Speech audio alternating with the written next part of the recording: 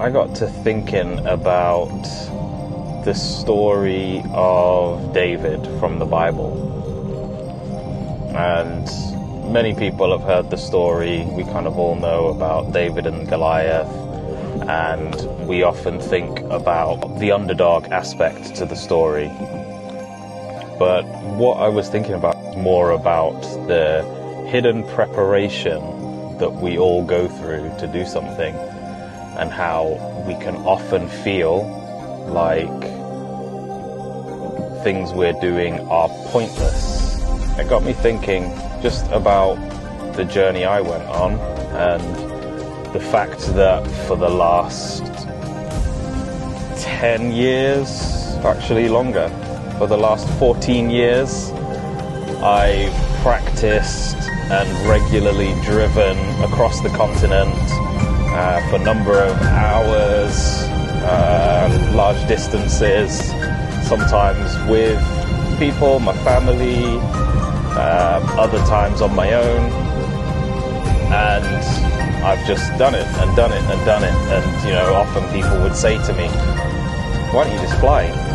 Why don't you just, isn't it easier to take a plane, even if it takes, a similar amount of time, or it might be more convenient for luggage when you drive, but then you've got to be awake for the whole time. But I enjoyed the driving, so I did it anyway.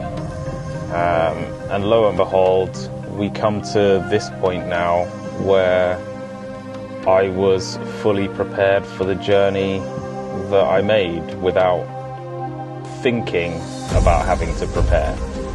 And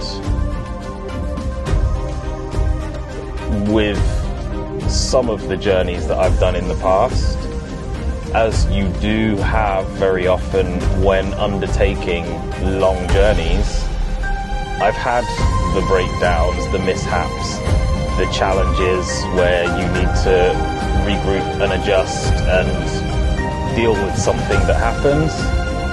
And I was perfectly prepared for that in this scenario because of all of those things that have happened over the years in preparation. And it kind of got me to thinking that is just how the principle described in the David and Goliath story culminates. That when David said to King Saul that he would go and fight Goliath, the king and everyone said, "You're not a warrior, how can you do that? Why would you do that? We can't send you. Our best soldiers are scared of Goliath." And David said, "I've spent years defending my father's sheep from lions and bears and whatever else may come whilst out in the wilderness. I can take down one giant." And not only that, but he was fighting in the name of God and had God on his side. So just a thought that I was having.